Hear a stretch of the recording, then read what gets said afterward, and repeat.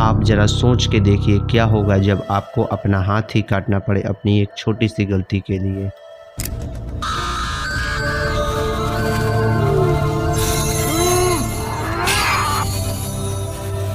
ये कहानी है एक अमेरिकन सिटीजन एरन राल्स्टन की, जिसने नर्क से भरे घाटियों में बिना कुछ खाए और पिए 127 घंटे गुजारे। सैटरडे 26 अप्रैल साल 2003 सुबह के तकरीबन 5 बजे एरन राल्स्टन अपनी क्लाइंबिंग के लिए पैकेजिंग कर रहे थे। मैं आपको बता दूं दोस्तों, क्लाइंबिंग वह तरीका होता है जिसे पर्वतारोही पहाड़ों पर चढ़ने के लिए इस्तेमाल करते हैं। ये बड़ा ही सुहाना दिन था, ठंडी ठंडी हवाएं बह रही थी।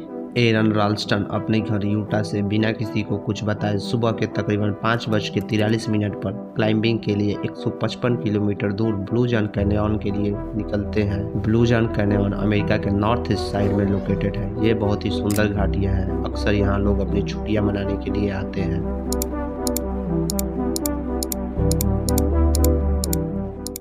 एरन राल्स्टन ब्लू जॉन कैन्यन पहुंचकर स्टार्टिंग के छोटे पहाड़ों पे चढ़ाई करते हैं और वह उन छोटे पहाड़ों पे साइकिलिंग करते हैं। परंतु उन्हें क्या पता था दोस्तों, जिस साइकिल को वो अपने हाथों से पकड़कर चला रहे हैं उन्हें वह हाथ ही काटने पड़ेंगे। तकरीबन ब्लू जॉन कैन्यन में 3 घंटे बिताने के बाद एरन राल्स्टन और अंदर जाने के बारे में सोचते हैं,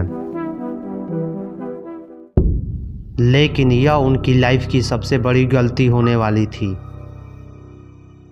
समय सुबह के 11:29। आधे घंटे अंदर जाने के बाद एरन को पहाड़ों से नीचे उतरने के दौरान लगभग एक 400 केजी का पत्थर उनके दाहिने हाथ पे गिरता है।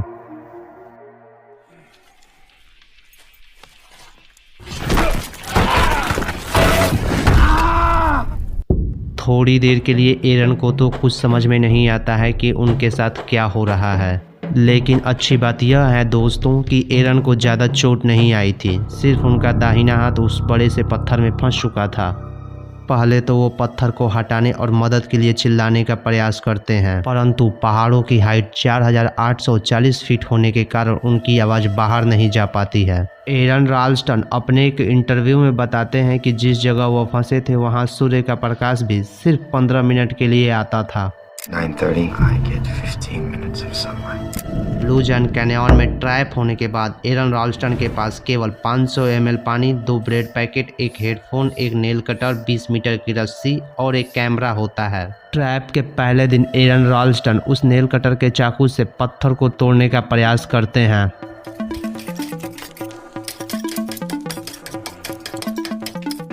बट रिजल्ट कुछ नहीं मिलता। आपको बता दें दोस्तों, ब्लू जॉन कैन्यन में नवाजो सैंडस्टोन नाम का पत्थर पाया जाता है, जो दुनिया का सबसे चौथा हार्ड सैंडस्टोन है। इस तरह पत्थर तोड़ने के प्रयास में उनका पूरा दिन बीत जाता है। रात हो जाती है। तापमान 104 डिग्री फ़ारेनहाइट से घटकर 45 डिग्री फ़ारेनहाइट हो जाती है। आपको जान के हैरानी होगा दोस्तों, अगर तापमान इससे थोड़ा सा भी नीचे चला जाए तो वह बहते हुए पानी को भी बर्फ में जमा सकता है। एरन इस भीषण ठंडी से बचने के लिए अपने शरीर को बैग और रस्सी की सहायता से कवर करने का प्रयास करते हैं। दूसरा दिन 27 अप्रैल 2003 संडे। एरन राल्स्टन का मील लगभग पूरी तरीके से समाप्त हो चुका था। उनके पास सिर्फ केवल थोड़ा सा पानी बचा हुआ था। उसी दिन एरन राल्स्टन अपने कैमरे से एक वीडियो शूट करते हुए बताते हैं कि मैं ब्लू जॉन कैन्यन में बुरी तरीके से फंस चुका हूं। मेरा दाहिना हाथ पर्याप्त मात्रा में ब्लड सप्लाई न पाने के कारण नीला पड़ चुका है। Chalkstone came loose and rolled onto my arm, and now it's stuck. The thumb is kind of this gray blue color. तीसरा दिन 28 अप्रैल 2003 मंडे। उनकी ऊर्जा लगभग समाप्त हो चुकी थी। उनका पानी पूरी तरीके से समाप्त हो चुका था।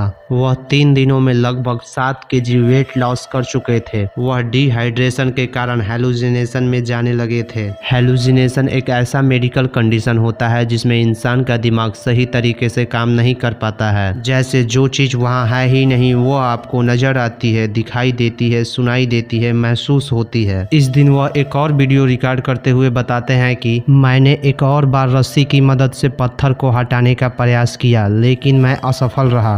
It's Monday. Bummer all day. I tried to set up this pulley all morning, but it didn't work. It's worth a try, but there's too much friction and it's climbing rope, so there's too much stretch.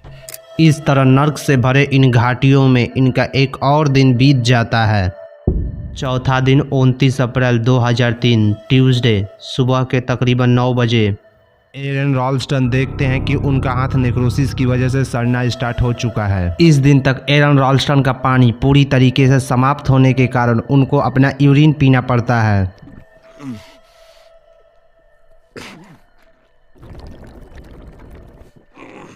इस तरह की life cycle में 2 दिन और बीत जाते हैं। 7वां दिन 1 मई साल 2003 फ्राइडे। एरन पूरी तरीके से कमज़ोर हो चुके थे, उनके पास खड़े होने तक की ताकत नहीं थी। परंतु एक बार फिर एरन अपनी पूरी ताकत लगा के ये सोच के उठते हैं कि अगर मुझे आज़ाद होना है तो मुझे अपना हाथ काटना ही होगा, और वह इस बार सबसे पहले अपने चाकू में धार लगाते हैं।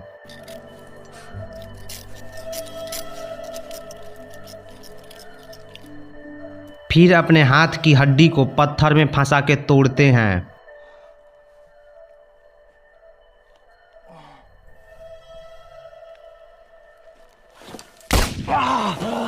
तब वह इसके बाद अपने हाथ को काटना शुरू कर देते हैं, जिसे उन्हें इसमें बहुत सारी पीड़ा का सामना करना पड़ता है। इस बार वह अपना हाथ काटने में सफल हो जाते हैं, परंतु दोस्तों सफर अभी खत्म नहीं हुआ था। एरन ब्लू जॉन कैनियन में काफ़ी अंदर आ चुके थे और उनको वापस जाने के लिए 8 किलोमीटर का सफ़र तय करना था। लेकिन एरन ने इस इम्पॉसिबल वाले सफ़र को पॉसिबल कर दिखाया। लगभग 7 किलोमीटर दूर चलने के बाद एरन को एक फैमिली मिली जो वीकेंड पे अपनी छुट्टियां मनाने आई थी, और वह फैमिली एरन को हॉस्पिटल ले गई।